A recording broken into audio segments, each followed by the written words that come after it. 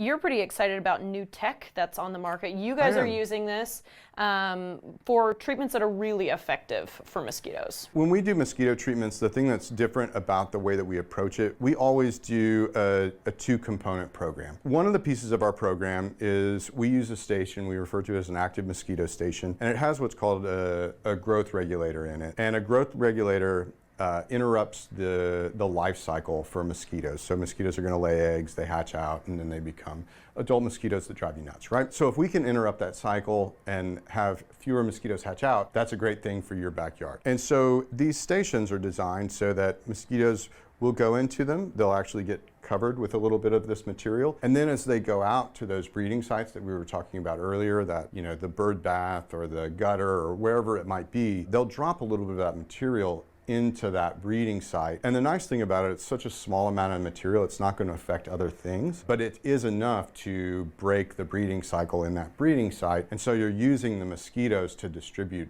that treatment. And it's a really great way to reduce the mosquito population so that when we do our suppression treatments, when we do a mist treatment to knock down the adults, we're having to suppress fewer. That's always the tricky thing, right? The more there are to start with, the harder it is to keep control of them. If we can keep those populations around your property down, the suppression treatments are just all that much more effective.